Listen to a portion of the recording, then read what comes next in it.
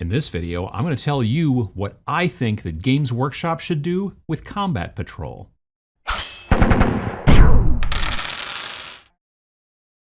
So if you've been paying any attention, you've probably heard about Warhammer Fest, which was this last weekend from when I'm filming this. I think it took place in Manchester, which is in the England. And anyway, it's kind of a big, huge hootenanny that Games Workshop puts on, all about Warhammer stuff. Kind of makes sense, what it says on the tin. This year, from what I understand, and I wasn't there, unfortunately. I thought about it earlier part of the year, and then it didn't work out. But people got to play 10th edition. Some of the first people in the world, they get to play the new 10th edition of Warhammer 40,000. It's not coming out till like June, I hear. But yeah, so there was people who waited in line for a long time so they could, play like a demo game and stuff like that. So that was very cool. There, of course, was a Golden Demon, the UK Golden Demon, that happened. They also announced a whole bunch of other stuff for stuff not just 40K. But the big thing that they started with, really, was the massive new 10th edition launch box, which is called Leviathan. It is Space Marines, and it is Tyranids, and it's like the name says, it's big. They of course showed off all the new models in the box. Again, like I said, Space Marines, Tyranids, and these are, from what I can tell, all new sculpts. There's nothing old in there. You got new Terminators. You got new Primaris Stern Guard, which are pretty cool. I like the Stern Guard, I always have.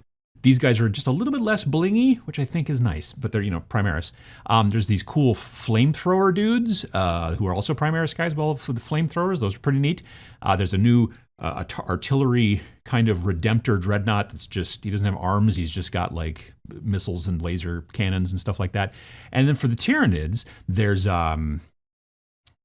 I don't know what Tyranids, I don't know almost anything about Tyranids, so they're just a lot of different new bugs. I think they're pretty cool looking, but I don't really know anything much about them because I've never been a NID player or anything like that. But with another announcement that they also kind of came out with, I might actually build and paint up some of those bugs in that box, sooner versus later. I say that because they also announced at the same time during the big announcement, you had Adam Troke and Eddie Eccles. They also announced that there were going to be Combat Patrol lists for both sides of the box, right? So I'm assuming right at launch or right near launch, they will probably put up on a Warhammer community website, article or something like that. There'll be, or maybe they'll be in the box. I guess we didn't really hear as well. I wasn't paying super crazy close attention. I was doing a bunch of other stuff while the stream was going on. But Combat Patrols in that box. So they did not say, it's obviously not the entire of each side, right? So you're not going to get like the entirety of all those Space Marines or all those Tyranids. Those are both the Combat Patrol. No. It's some of each of those. Now, they did not say which of the Space Marine models that are in the box are going to be used to make up the Leviathan Space Marine Combat Patrol, right? But they did show the Tyranid Leviathan Combat Patrol. Here's a pretty lousy Twitch screen grab. It was the best I could do.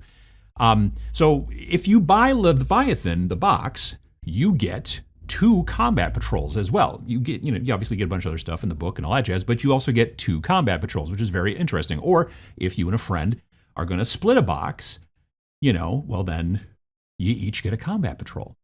Now this seems like a pretty smart idea, both for the business and also for the players. 40K launch boxes are never full armies, really. And Indominus was the last one for 9th edition, and neither side was a full army. You had to add stuff to get to possibly even 1,000 points, definitely to 2,000 points. But in this situation, if you're deciding that you're going to play Combat Patrol, this box has got 2 full Combat Patrol armies in it, right?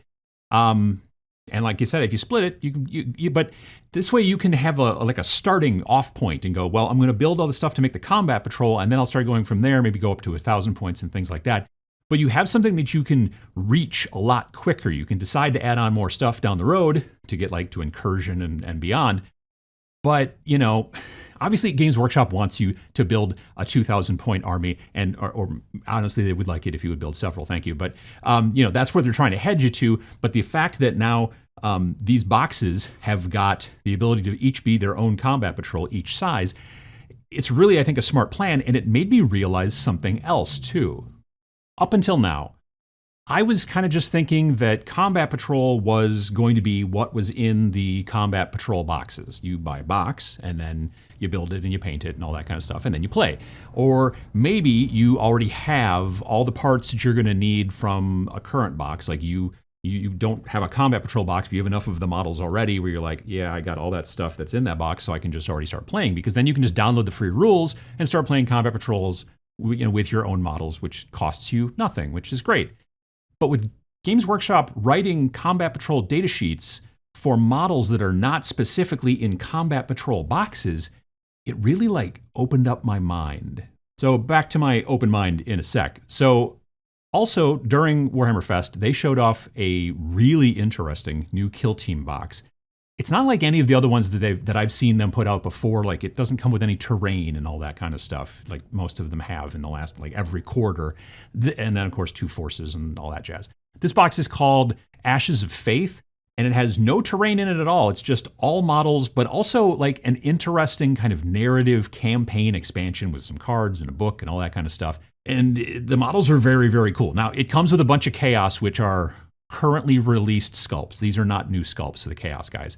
But it also comes with these amazing looking kind of inquisitorial, retinue type folks that you can build in several different ways. If you want to have all of them, I think I don't know how you do that, but they build some of them build one way or the other, all that kind of stuff. But I think they're really amazing looking. It's a real cast of characters. And they mentioned when they were talking about this how you can use them, but you can also mix them in with other figures, like from other armies and stuff like that, to do different types of things within the realm of the campaign expansion. Now, back to my open mind.